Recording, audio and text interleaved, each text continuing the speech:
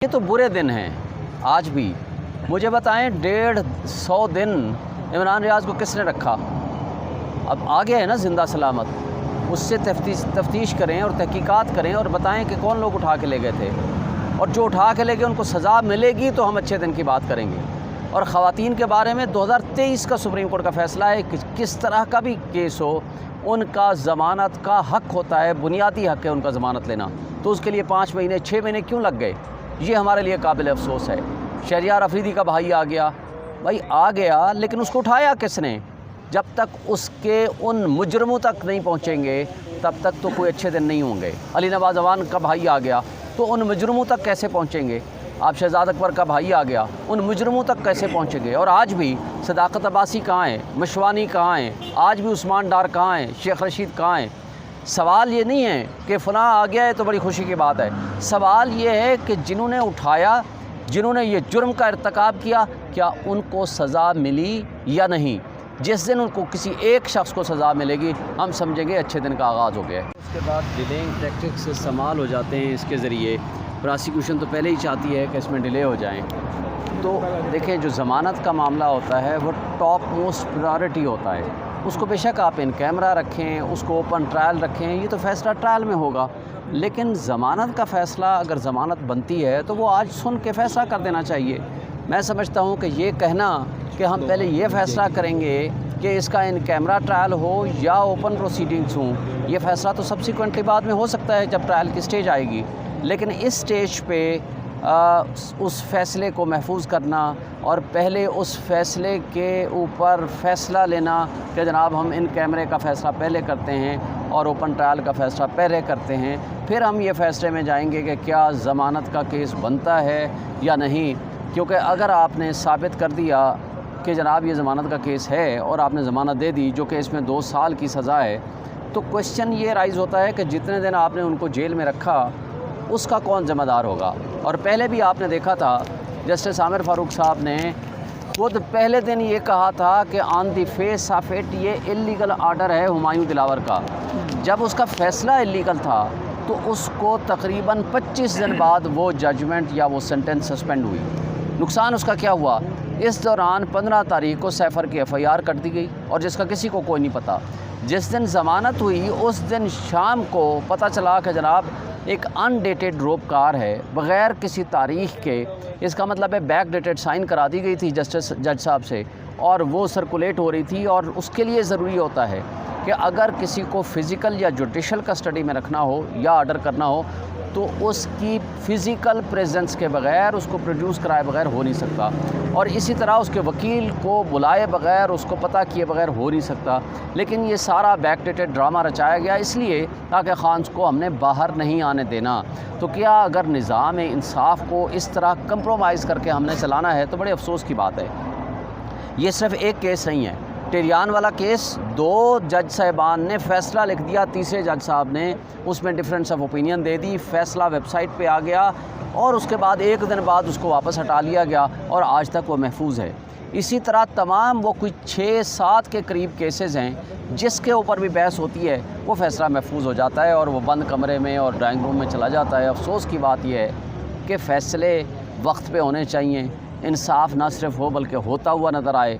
यहाँ तो बदकिस्मती से नाइंसाफ़ी ना सिर्फ होती है बल्कि होती हुई नज़र आती है। ये हमें अफसोस की बात है। बहरहाल, लेकिन बिलाखिर हम ये एक बात ही कहते हैं, हमें एक वाहिद उम्मीद अदलिया से है। अदलिया को चाहिए कि वो इंडिपेंडेंटली आइन और क़ानून की बालादस्ती के लिए काम करें।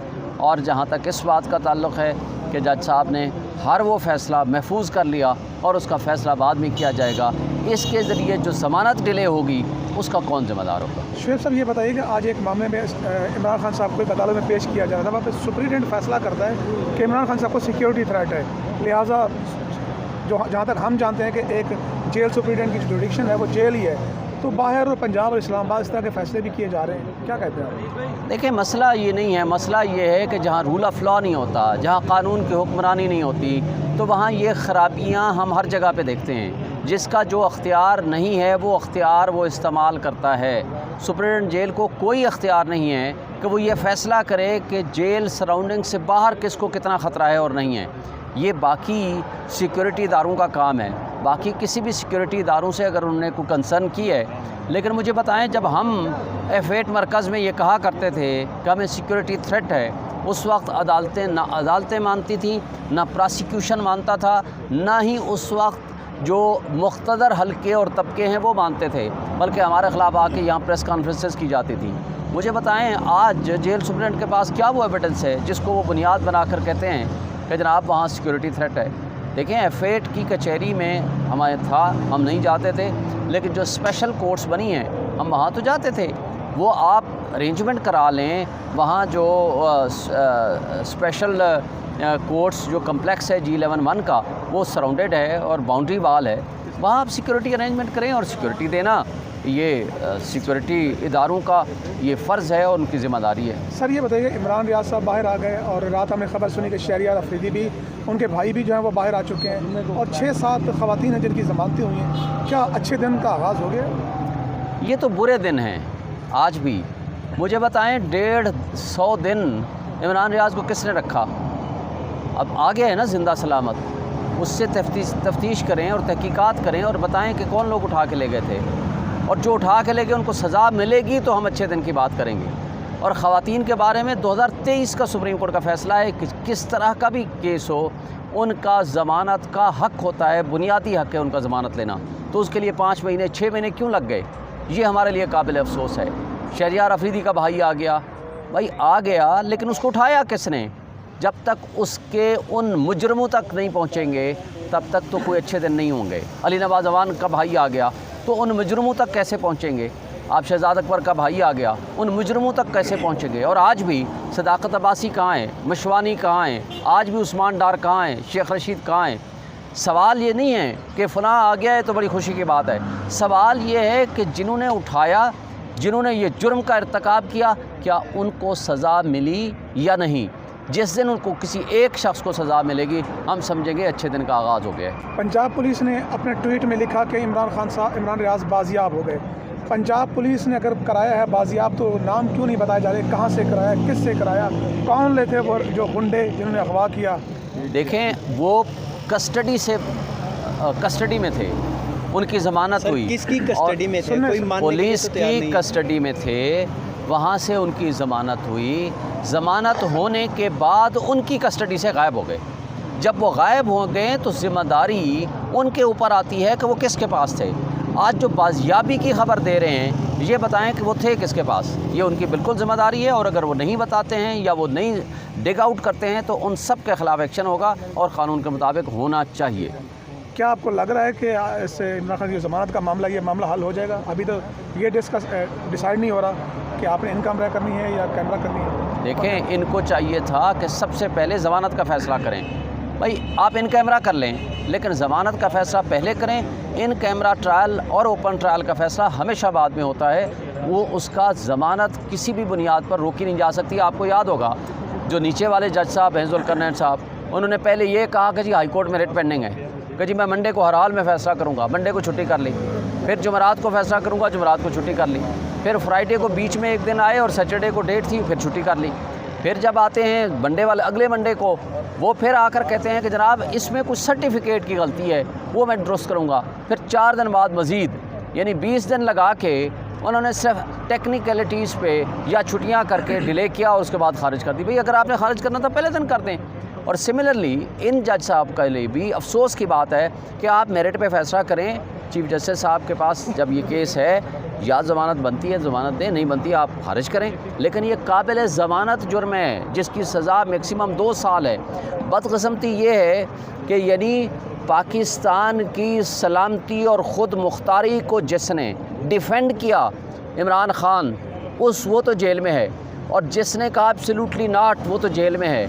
जिसने कहा बेगर्स आर नॉट चूज़र्स, जिसने ग़ुलामी का तौक़ कबूल करके और इक़्तिदार हासिल किया और उस साजिश के तहत वो मुद्दई और मुनसिफ बन के आज लंदन में याशियाँ करते फिर रहे हैं।